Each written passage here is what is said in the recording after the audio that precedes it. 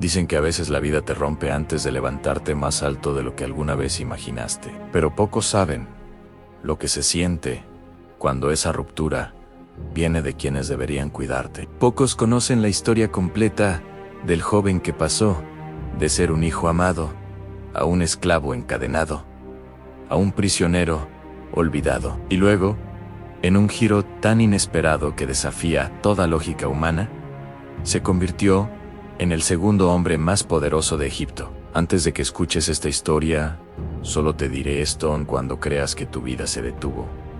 Tal vez apenas esté comenzando. Quédate hasta el final, porque la parte más importante no es su caída, sino lo que hizo con ella. José creció envuelto en un cariño especial. Su padre, Jacob, lo miraba como un regalo tardío, como un hijo nacido de un amor profundo. Ese afecto no pasaba desapercibido. En una casa llena de hermanos mayores, cada gesto de Jacob hacia José se convertía en motivo de tensión.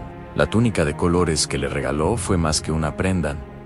Se convirtió en el recordatorio constante de que él era distinto, el preferido, el niño que recibía lo que los demás deseaban. Pero lo que realmente encendió el fuego en los corazones de sus hermanos fueron los sueños. José soñaba con símbolos misteriosos que parecían anunciar su futuro. Gavillas inclinándose ante él en estrellas, obedeciendo su brillo. José no presumía, simplemente contaba lo que veía. Sin embargo, cada palabra era gasolina sobre un resentimiento creciente. Sus hermanos lo escuchaban hablar y algo dentro de ellos se endurecía, algo que, con el tiempo, terminaría por estallar. Un día, Jacob lo envió a buscar a sus hermanos. José caminó sin sospechar que iba directo hacia un giro que lo marcaría para siempre. Cuando los hermanos lo vieron a lo lejos, la túnica de colores flameando bajo el sol,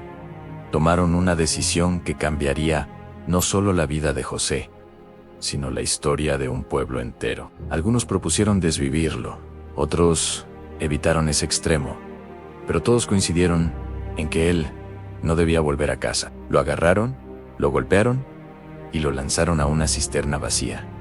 Allí, en la oscuridad de un pozo sin agua, José gritó, llamó por sus nombres, pidió ayuda, imploró. Sus palabras rebotaban en las paredes de piedra, pero no en el corazón de quienes lo habían empujado.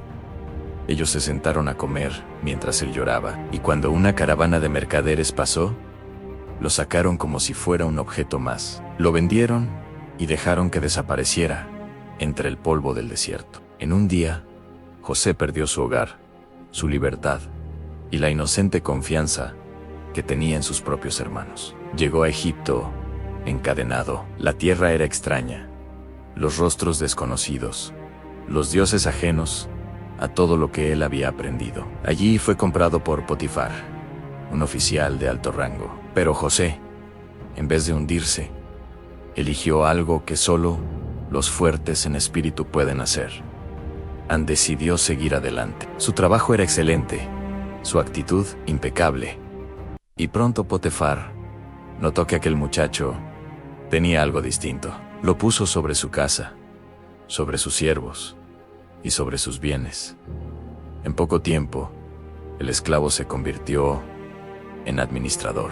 La vida parecía acomodarse de nuevo, pero justo cuando José comenzaba a respirar en medio de su nueva realidad, llegó otro golpe. La esposa de Potifar se fijó en él y trató de seducirlo, pero José se negó con firmeza. Él tenía valores, tenía integridad, y no estaba dispuesto a traicionar la confianza de su amo. Aquella mujer, herida en su orgullo, lo acusó falsamente. Potifar, dominado por la ira y la vergüenza, decidió enviarlo a la prisión del faraón a la caída. Fue brutal. En un instante, José pasó de líder de la casa a ser arrojado a un calabozo oscuro, sucio y lleno de hombres que habían perdido toda esperanza. En la prisión, José pudo haberse rendido, pudo haberse dejado consumir por el rencor, por la tristeza, por la injusticia de ser castigado por algo que no hizo. Pero, una vez más, eligió avanzar. Su actitud volvió a brillar. El jefe de la cárcel lo observó y vio en él la misma luz que Potifar había visto antes. Le entregó responsabilidades, lo puso sobre los presos, y aunque seguía encerrado, José encontró propósito incluso en su encierro. Con el tiempo, llegaron 2 prisioneros especiales, el copero y el panadero del faraón. Ambos tuvieron sueños inquietantes que no podían entender. Cuando José los escuchó, les ofreció interpretación, pero dejando claro que no era por su habilidad, sino porque Dios daba respuestas. Les dijo lo que significaban sus sueños. Uno sería restituido, el otro morirían. Y así sucedió. Antes de que el copero saliera, José le pidió que le recordara ante el faraón. Un rayo de esperanza se encendió en el corazón del joven prisionero. Pero el copero se olvidó. Días se hicieron semanas, semanas se hicieron meses, meses se hicieron 2 años. José pasó ese tiempo esperando, quizás preguntándose si la vida lo había dejado en pausa para siempre. Pero lo que parecía abandono era, en realidad, preparación. Porque justo cuando parecía que nada cambiaría, todo comenzó a moverse. El faraón tuvo sueños que lo inquietaron profundamente en vacas gordas, devoradas por vacas flacas, espigas llenas consumidas por espigas secas. Ningún sabio, ningún mago, ningún sacerdote pudo interpretarlos. Fue allí cuando el copero recordó al joven prisionero.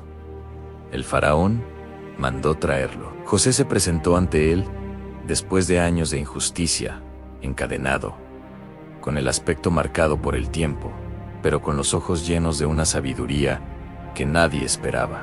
El faraón le preguntó si podía interpretar sus sueños, y José respondió que no él, sino Dios podía hacerlo. Explicó que los sueños anunciaban 7 años de abundancia, seguidos por 7 de hambre severa. Pero José no se quedó en la interpretación, dio estrategia, organización, visión. Habló como alguien que veía más allá, como un líder preparado. El faraón quedó impresionado. Vio en él lo que nadie había visto antes: carácter, inteligencia, humildad y una presencia que el palacio entero pudo sentir. Y entonces tomó una decisión que transformó la vida de José de manera espectacular. Lo nombró gobernador de Egipto, segundo en autoridad, vestido con lino fino, con el anillo real en su mano, con un carruaje exclusivo para recorrer la nación. El joven que había sido traicionado, vendido y encarcelado, ahora tenía en sus manos el futuro de un imperio. Durante los 7 años de abundancia, José trabajó sin descanso, organizó almacenes, administró recursos, preparó a la nación. Y cuando el hambre llegó, dura y despiadada, Egipto tenía alimento gracias a su visión. Gente de todo el mundo viajó para comprar grano. Entre ellos, un día aparecieron los hermanos de José. Ellos no lo reconocieron. El niño al que habían vendido era ahora un hombre poderoso, vestido como un noble, rodeado de guardias. José los vio y su corazón tembló. Años de recuerdos volvieron como un río desbordado. Podría haber hecho justicia con un gesto. Podría haberlos castigado, pero José quería ver algo más. Quería saber si ellos habían cambiado.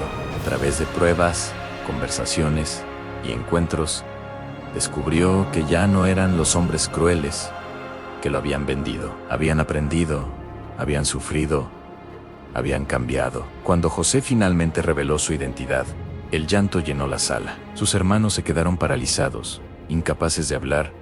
Él los abrazó, los perdonó, les dio un refugio, trajo a su padre, a toda su familia, y los protegió en medio de la hambruna. Y un día, mirando todo lo que había vivido, dijo las palabras que resumen su historia: ustedes pensaron hacerme mal, pero Dios transformó ese mal en bien. La historia de José es más que un relato antiguo. Es una invitación a creer que ninguna caída es final, que ningún dolor es inútil, y que los capítulos más oscuros pueden convertirse en los cimientos de un futuro extraordinario. José no se convirtió en gobernador a pesar de sus heridas, sino gracias a ellas. Cada traición, cada injusticia, cada noche en la cárcel, estaban preparando al hombre que un día salvaría a naciones enteras. Si alguna vez te sentiste olvidado, traicionado o atrapado en un lugar que no mereces, recuerda esto.